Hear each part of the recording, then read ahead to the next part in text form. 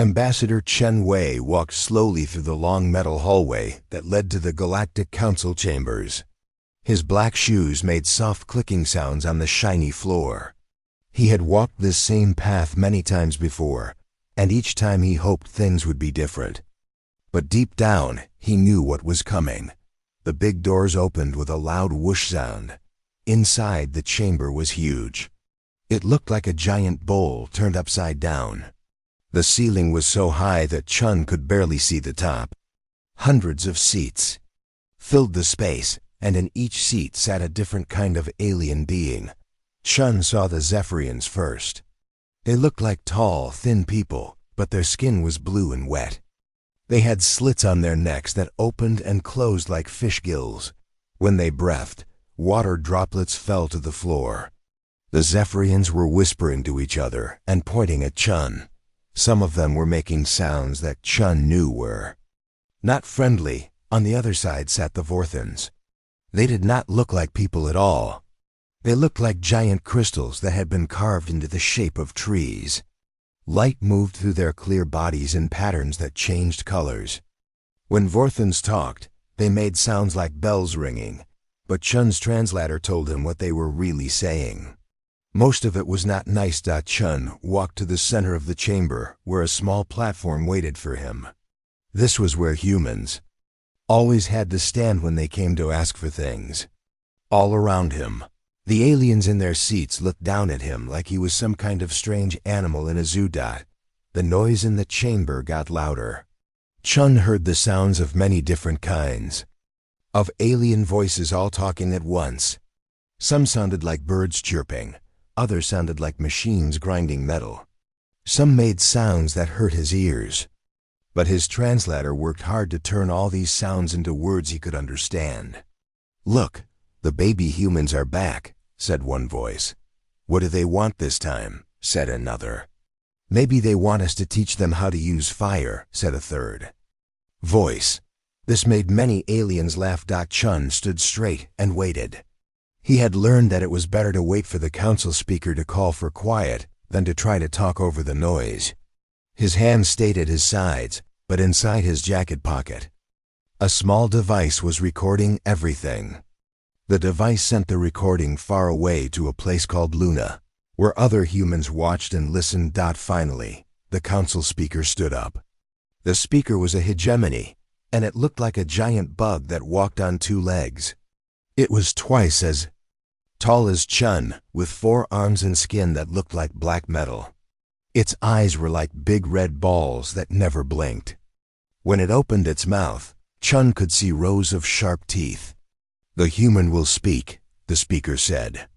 Its voice sounded like rocks being crushed. Chun took a deep breath. "Thank you, honored council.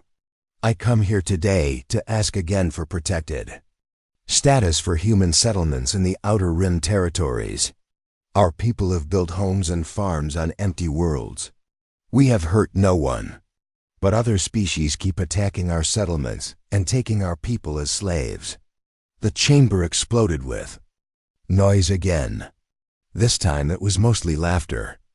The Zephyrians were making high-pitched sounds that his translator said meant they thought this was very funny. The Vorthons were flashing bright colors that meant they were amused. "Protected status?" said a Zephyrian near the front. "You barely know how to build simple houses. Why should we protect you? Your people can't even fight back when we take your worlds," said a Vorthon. "If you can't defend yourselves, you don't deserve to keep what you have." Chun felt his jaw tighten, but his face stayed calm. "We believe that civilized beings should be able to live in peace without having to fight. We have tried to solve problems with words, not weapons." This made the aliens laugh even harder. A creature that looked like a walking tree spoke up. "Words don't matter in space, little human. Only strength matters, and you have no strength." The council speaker raised one of its 4 arms, and the chamber got quiet. "The human request is denied. Again, humans are too new to space to deserve protected status. They must learn to defend themselves or accept that stronger species will take what they want." Chun nodded slowly. "I understand. But may I ask why the Council allows other species to attack human settlements? We have done nothing wrong. The speaker's red eyes seemed to glow brighter. Because that is how things work in the real galaxy, human. The strong take from the weak. If you don't like it, become stronger. Many aliens started laughing again. Chun heard comments about how humans were like children who didn't understand how the adult world worked. Some said humans should go back to their home planet and stay there. Others said humans might make good slaves for the more advanced species. Chun bowed his head slightly. Thank you for your time, honored council. As he turned to leave, he heard one more comment that made him stop walking for just a moment. At least they're polite when we tell them no, said a voice.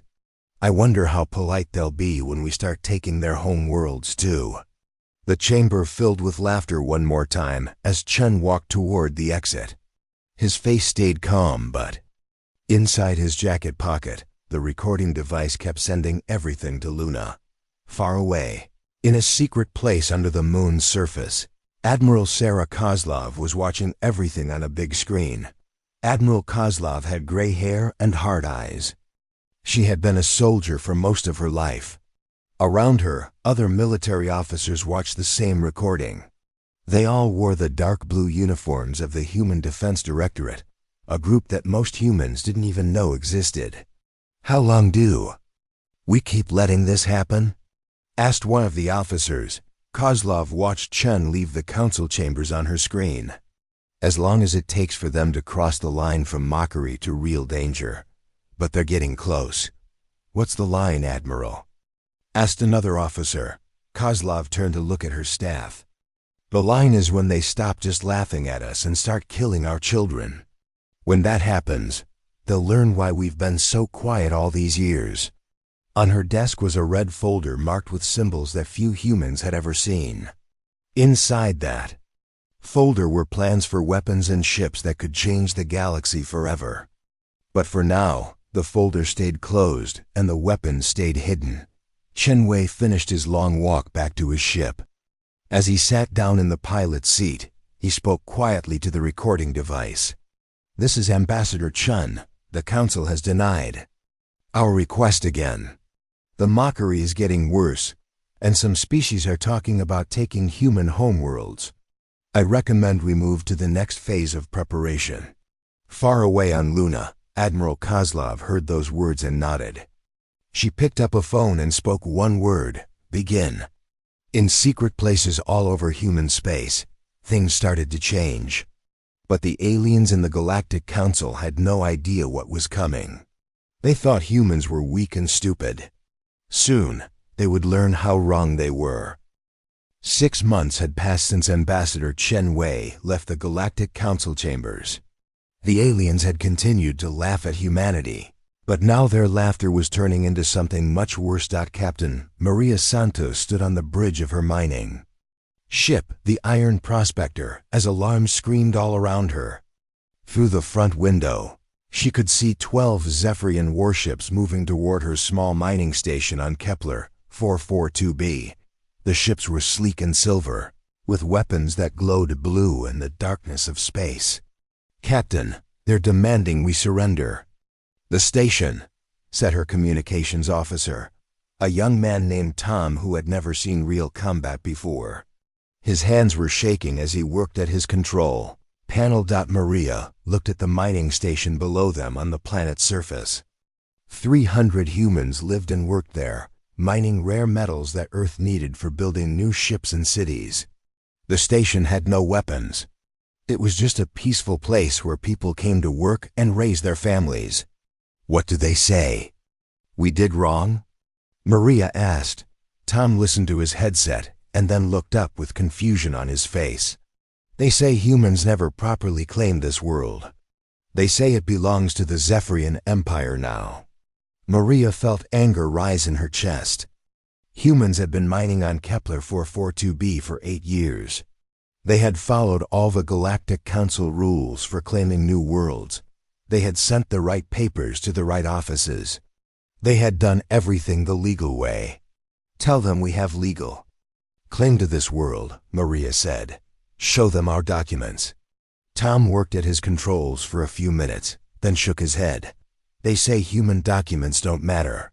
They say only strong species can really own worlds. The Zephyrian ships moved. Closer, Maria could see their weapon ports opening. She knew her mining ship had no chance against 12 warships. The Iron Prospector was built for carrying rocks and metal, not for fighting. All stations, this is Captain Santos, she said into her ship's communication system. Prepare for emergency. Evacuation. Get everyone off the planet now. But it was too late. Blue beams of energy shot out from the Zephyrian ships and hit the mining station below. Buildings exploded in bright flashes of light. The homes where families lived, the schools where children learned, the medical center where doctors helped sick people, all of it turned to fire and smoke. Maria watched in horror as 300 human lives were ended in just a few minutes. The Zephyrians didn't even try to capture the humans or make them leave. They just killed everyone. Why? Tom asked, tears running down his face. Why did they do that? Maria's hands were tight fists. Because they can.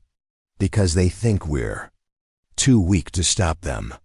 When Maria's ship returned to Earth, she went straight to the Human Defense Committee. She told them everything she had seen.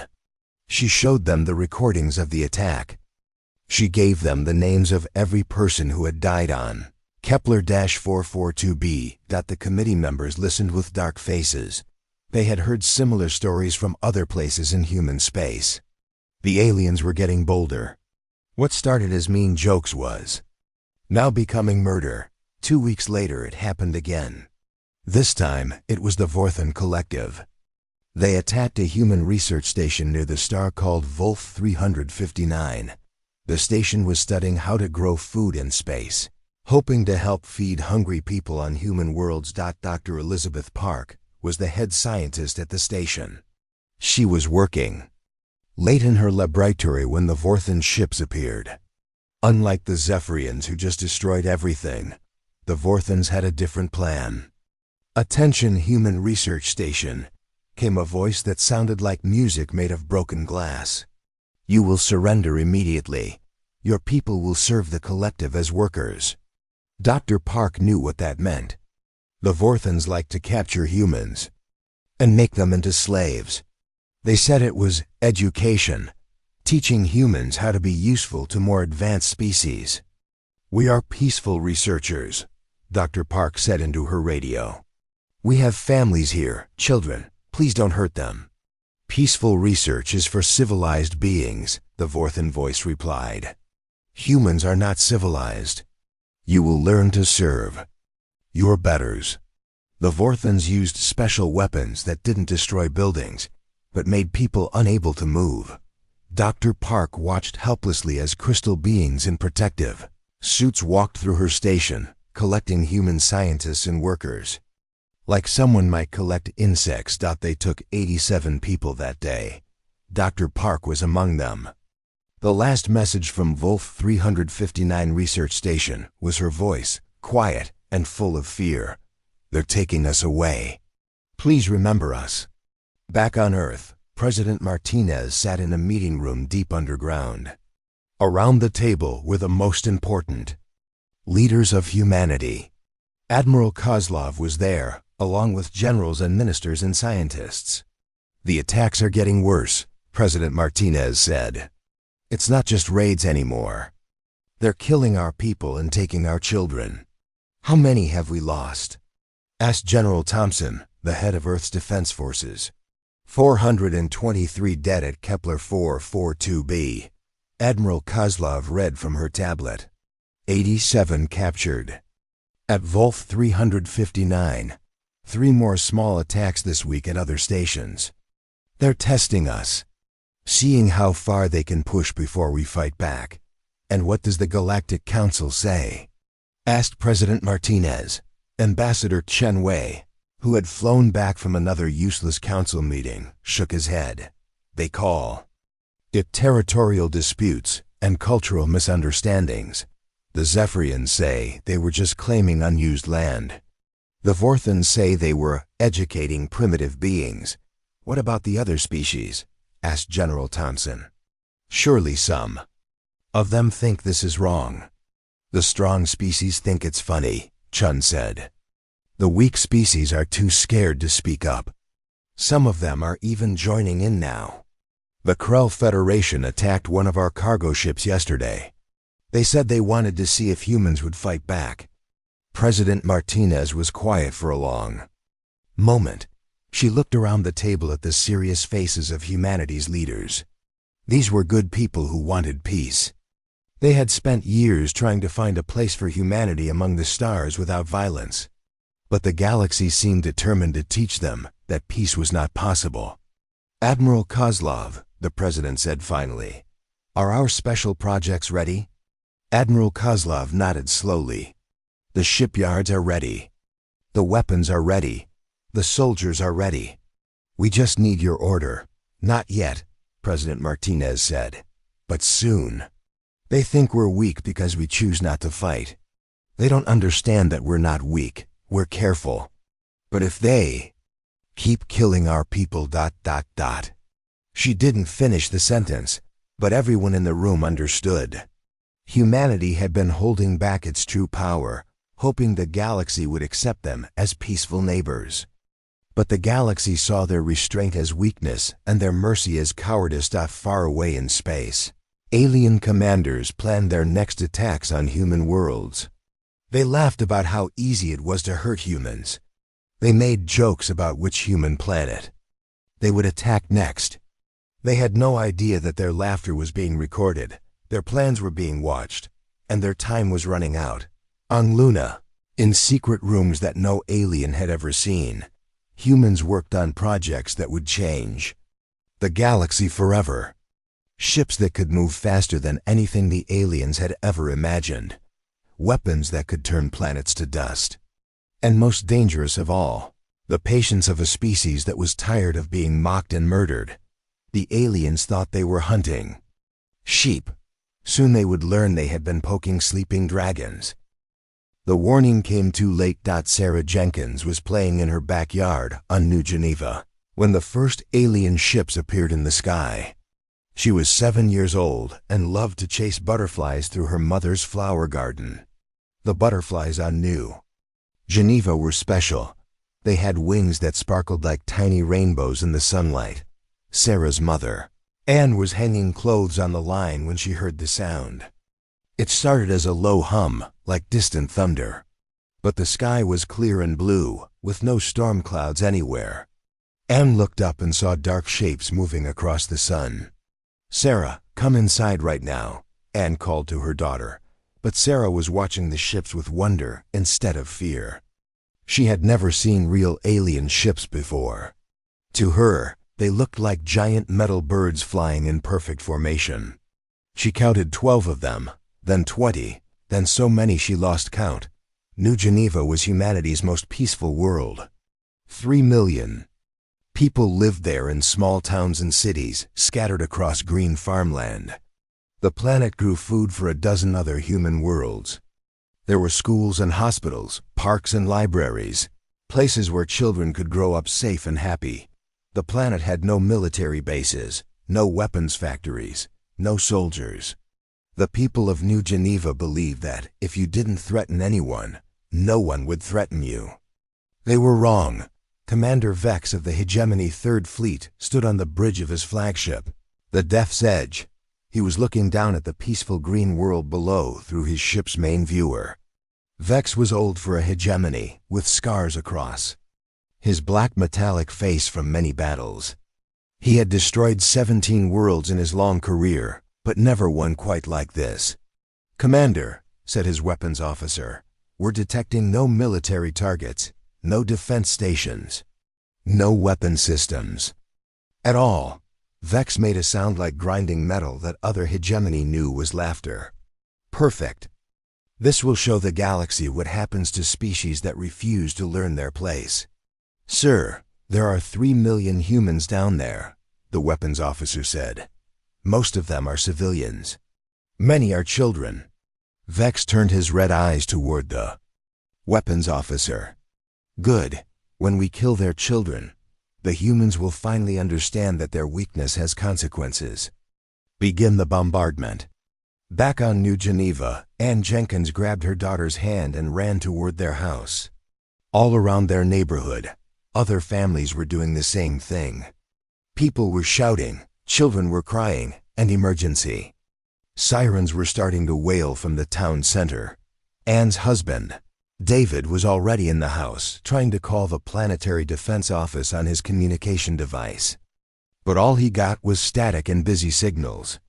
The alien ships were blocking all communications off the planet. "Daddy, what's happening?" Sarah asked. She wasn't scared yet because her parents were there, but she could feel that something was very wrong. "Some bad people are here, sweetheart," David said, picking up his daughter. "But we're going to hide until the good people come to help us." David knew there were no good people coming. New Geneva had never asked for military protection because they never thought they would need it. The planet's only defenses were a few old cargo ships that couldn't fight anyone. The first blast hit the planetary capital, New Geneva City. The hegemony ships fired beams of pure energy that were hot enough to melt steel. The city's tallest building, a hospital where doctors took care of sick people, disappeared in a flash of white light. Then the library where children came to read books. Then the school where Sarah would have started second grade next month. Anne held her daughter tight as the ground shook under their feet. Through their window, they could see bright flashes of light on the horizon where other towns were being destroyed. The beautiful butterfly garden outside was already covered with ash falling from the sky like gray snow. "I'm scared, Mommy," Sarah whispered. "I know, baby," Anne said, tears running down her face. "I'm scared too." The bombing lasted for 6 hours. The hegemony ships moved in perfect order across New Geneva's surface, destroying everything humans had built. Farms where food grew to feed hungry people. Factories where workers made tools and clothes.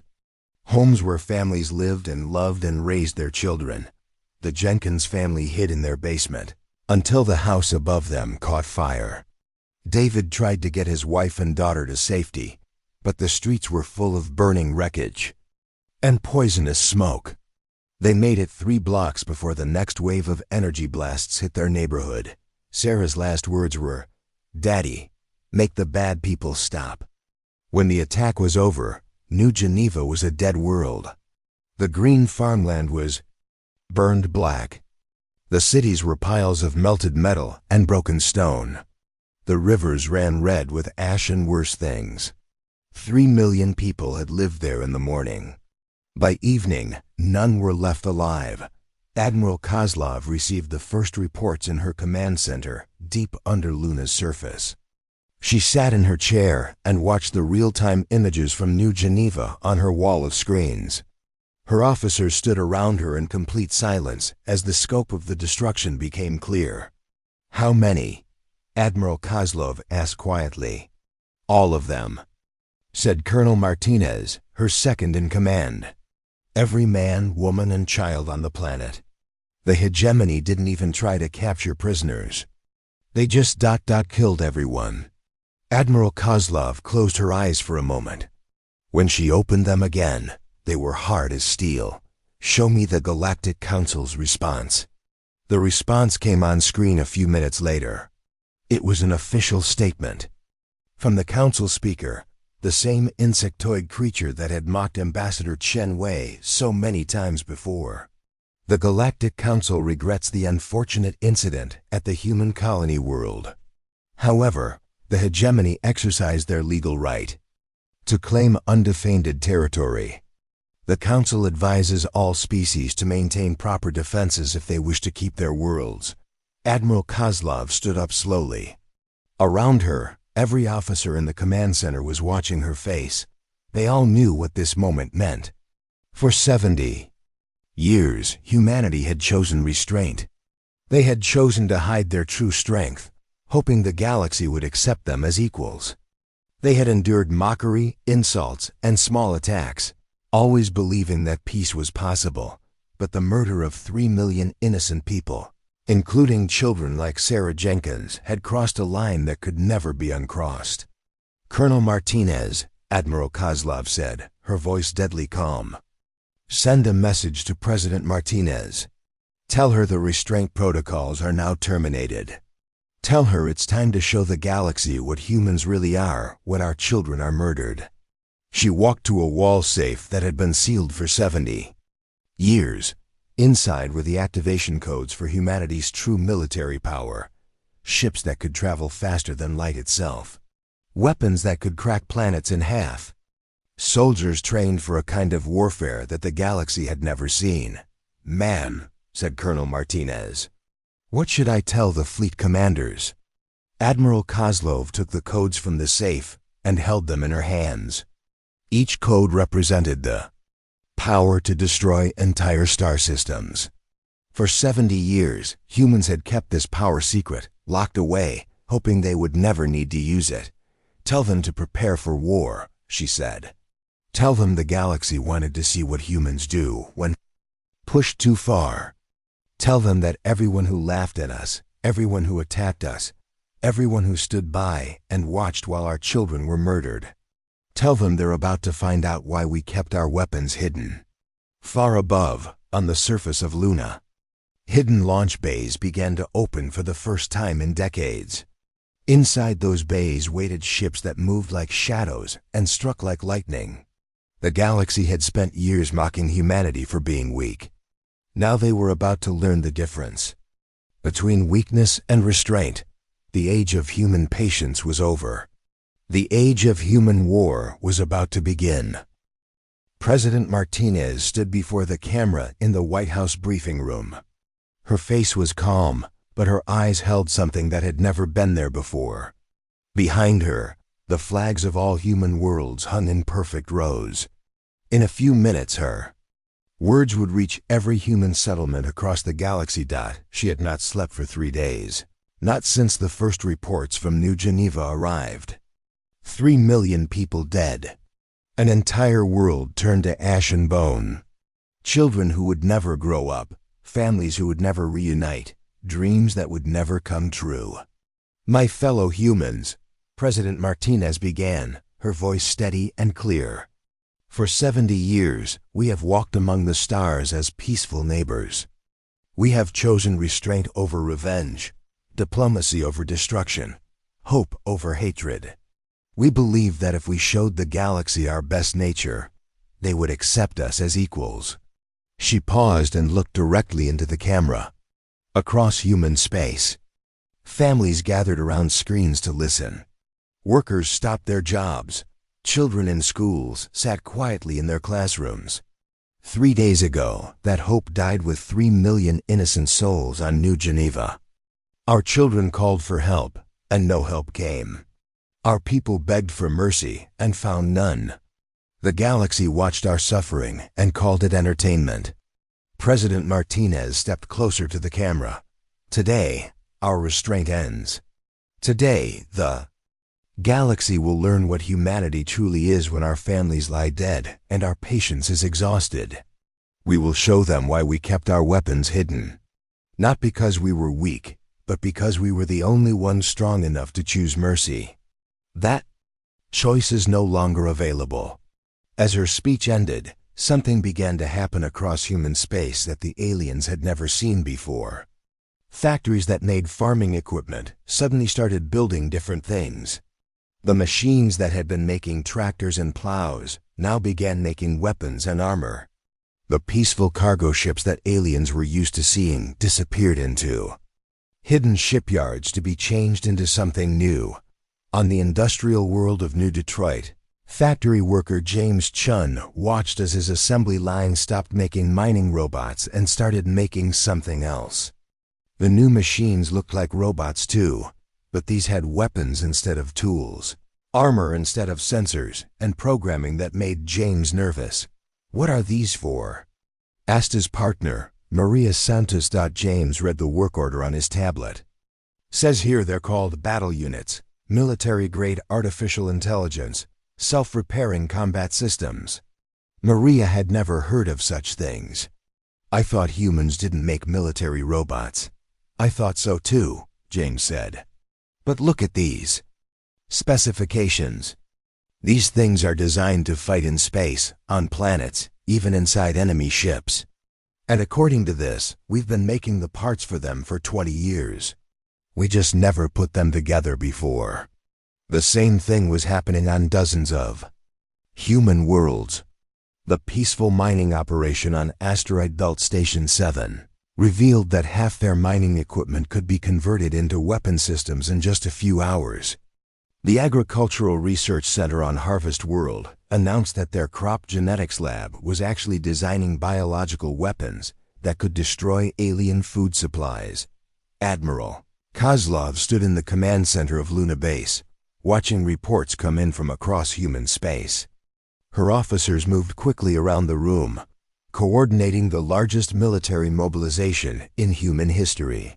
On the main screen, she could see the first ships of the new human defense fleet taking shape.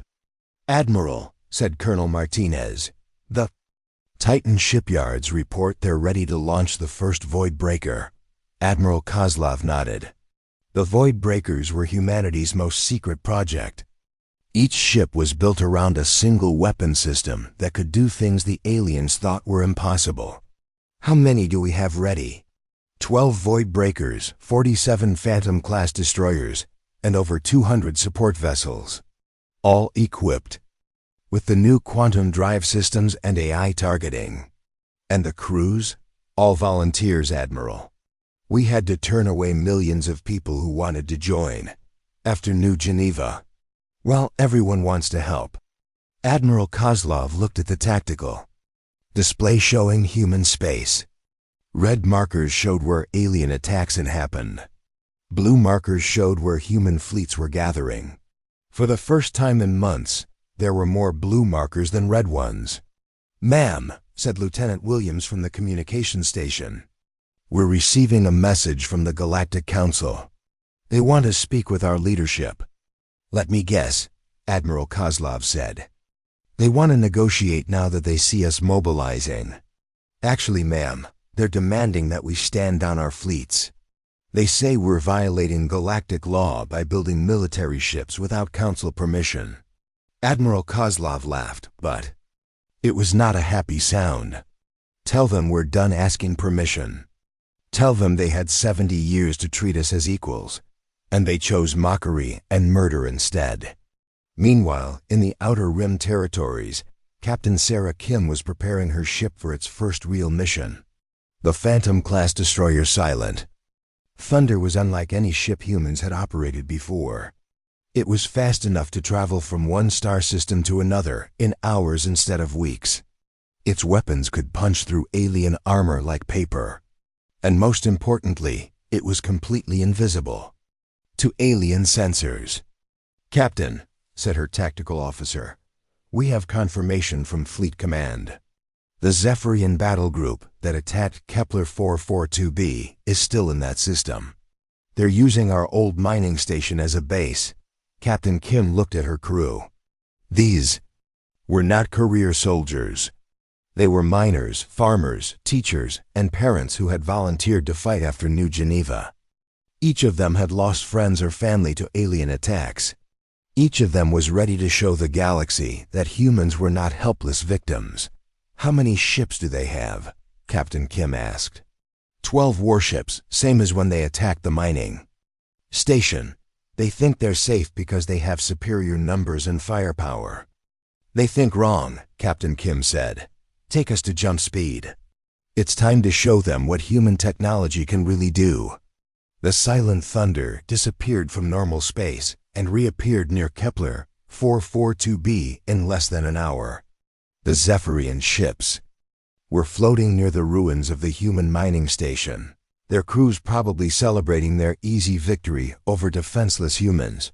They never saw the Silent Thunder coming. The human ship was invisible to their sensors, silent to their listening devices, and faster than anything they had ever encountered. The first Zephyrian ship exploded before its crew even knew they were under attack. Captain Kim watched the tactical display as her weapons officer eliminated the enemy ships one by one. Each blast was precise, calculated, and completely overwhelming. The Zephyrian ships tried to fight back, but their weapons couldn't hit what they couldn't see. In 11 minutes, it was over. 12 alien warships had been reduced to scattered debris. The silent thunder had not received even a single hit.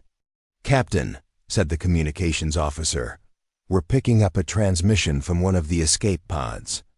"Put it through." The voice that came through the speakers was high and scared. It was a Zephyrian speaking in broken human language. "Please ... we surrender. We thought humans were weak. We were wrong ... Please don't kill us." Captain Kim thought about the 300 humans who had died on this same planet 6 months ago.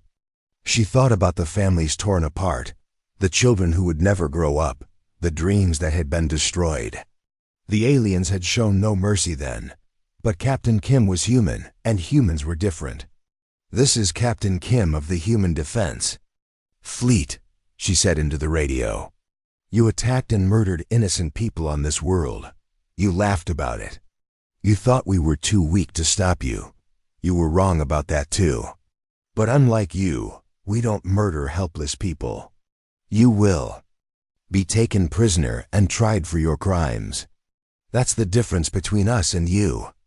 As the silent thunder collected the alien prisoners, Admiral Kozlov received the first battle. "Report back on Luna.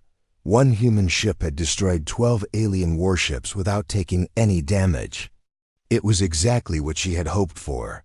She looked at the star map showing alien territory. Hundreds of red dots marked enemy positions. Soon, human ships would visit each of those positions. The aliens would learn that their laughter had awakened something they should have left sleeping. "Colonel Martinez," Admiral Kozlov said, "signal all fleet commanders. Operation Reckoning is now active. Show the galaxy what happens when you murder human children." The first human war lasted 73 days. By the end, there was nothing left to fight. General Vex of the Hegemony had expected the humans to send angry messages and make threats. He had destroyed their world called New Geneva and expected them to cry about it at the Galactic Council. What he did not expect was to see 50 human ships appear out of nowhere inside his home fleet's formation. "Alert! Alert!" screamed his sensor officer. "Ships appearing all around us. How did they get past our defenses?" General Vex looked at his tactical display and felt something he had never felt before in 300 years of warfare, complete confusion. The human ships were not where ships were supposed to be. They had appeared inside his defensive line, between his largest warships, in positions that should have been impossible to reach. "Return fire!" Vex ordered. "All ships, target the human vessels." But when his weapons officers tried to lock onto the human ships, their targeting systems found nothing. The humans were there on the visual displays, but the computers could not see them. It was like trying to shoot at ghosts. The human ships began to fire back. Their weapons were unlike anything Vex had ever seen. Instead of the normal energy beams or plasma charges that most space battles used, the humans fired something that made entire hegemony ships simply disappear. Not explode, not break apart, just vanish completely as if they had never existed. "What kind of weapons are those?" Vex demanded. "I don't know, sir," his science officer replied. "Our sensors can't even detect what they're firing at us. It's like they're deleting our ships from reality." The battle at Rigel Terminus was over. In 11 minutes, 300 hegemony ships faced 50 human vessels, and when the shooting stopped, only the human ships remained. The entire hegemony Third Fleet, the same force that had murdered 3 million people on New Geneva, was gone. General Vex found himself floating in an escape pod, staring at empty space where his fleet used to be. His radio crackled with a human voice speaking in perfect hegemony language. "General Vex, this is Admiral Kozlov of the Human Defense Fleet. Your ships are destroyed. Your crews are dead or captured. This is what happens to those who murder human children." "How?" Vex whispered into his radio. "How did you do this? Your technology is primitive." "Your ships are slow and weak." "Our ships were slow and weak, Admiral," Kozlov replied, "because we chose to make them that way. We wanted to live in peace with the galaxy. But you mistook our choice for inability. You thought restraint meant weakness. You were wrong." Across the galaxy, similar battles were happening at the same time. Human fleets appeared at Zephyrian worlds, Vorthan colonies, and the home systems of every species that had attacked human settlements. But these were not random attacks. The humans had been listening, watching, and planning for decades. On the crystalline world of Vorth Prime, the Collective's War Council was meeting in their great crystal palace when human ships appeared in orbit. The Vorthans had been so confident in their superior numbers that they had not even bothered to defend their home world properly. "Impossible," sang the Crystal Queen, her voice ringing like broken bells. "How did they find our hidden fleet locations? How did they know our defensive codes?" The answer came from Admiral Chun Wei, Ambassador Chun's brother, speaking from his command ship above their world. "We have been listening to every transmission you ever made. We have been recording every plan you ever discussed. For 70 years, you treated us like primitive animals while we were learning everything about you." The Vorthans discovered that their own defense systems had been turned against them. Their orbital weapons platforms were firing on their own ships. Their communication networks were broadcasting human messages instead of Vorthan orders. Every piece of technology they had ever bought, traded for, or stolen from other species had been quietly modified by human agents over the decades. "Cannot do this," the Crystal Queen transmitted. "The Galactic Council will stop you." "The Galactic Council is no longer in session," Admiral Chun replied. "We visited them first." The Galactic Council chambers were indeed empty. The great station where aliens had laughed at human suffering now drifted powerless in space. Inside, the Council speaker sat alone in the dark, all of his communication systems dead. Admiral Kozlov's voice echoed through the silent chambers. "For 70 years, you had the chance to accept us as equals. Instead, you chose mockery. When mockery became murder, you chose to call it justice. Now you will learn what real justice looks like. What do you want from us?" The Council speaker asked, his voice small and afraid. "Nothing," Admiral Kozlov replied. "We no longer need anything from you. We are reshaping this galaxy according to human values now. Peace for those who want peace, protection for those who need protection, and justice for those who hurt children." But the most shocking discovery came when the aliens realized how long humans had been preparing for this moment. The peaceful cargo ships that had been carrying trade goods between worlds for decades were revealed to be spy vessels, recording everything they saw. The human diplomats who had been politely asking for rights and recognition had been mapping alien military capabilities and weaknesses.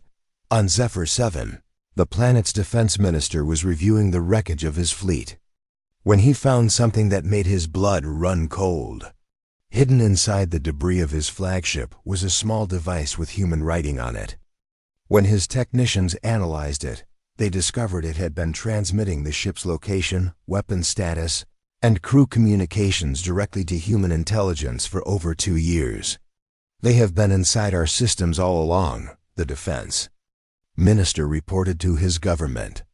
"Every ship we built, every weapon we made, every plan we created, they knew about all of it." The realization spread across the galaxy like a shock wave. The humans had not just suddenly become powerful. They had always been powerful.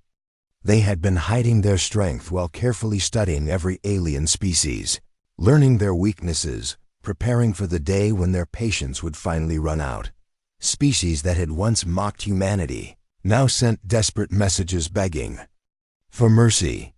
The Krell Federation, which had attacked human cargo ships for it, offered to surrender their entire fleet if humans would spare their colonies.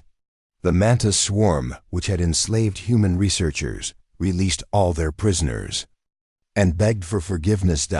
But the humans were no longer interested in negotiations. Admiral Kozlov had been very clear about that. You had 70 years to treat us with respect. Her message went to every alien world. You chose mockery instead.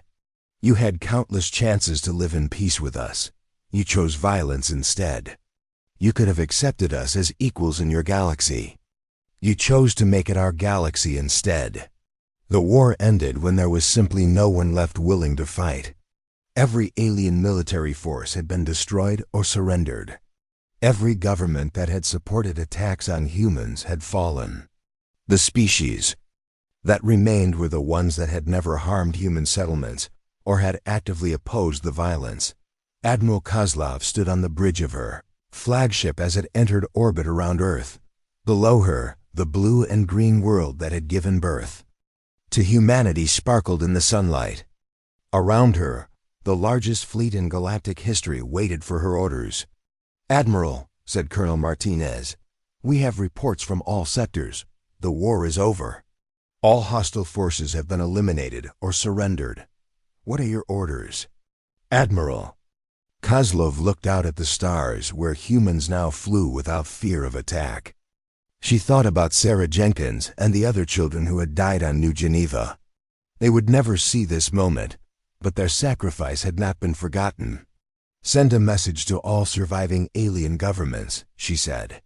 "Tell them that humanity is now the dominant species in this galaxy. Tell them that we remember who helped us and who hurt us. Tell them that the age of laughing at humans is over forever." She paused and looked at her officers, men and women who had worked in secret for decades to protect their species. "And tell them that if they want to live in our galaxy, they will learn to treat all people with respect and kindness. Because if they don't, they will discover that this war was just us being gentle." The galaxy fell silent, finally understanding that they had been mocking the most dangerous predators in known space. The humans they had dismissed as weak had been choosing restraint. Now that the choice was gone, the aliens learned why humans had kept their true nature hidden. It had never been about weakness. It had always been about mercy. And mercy was a choice that only the strong could make.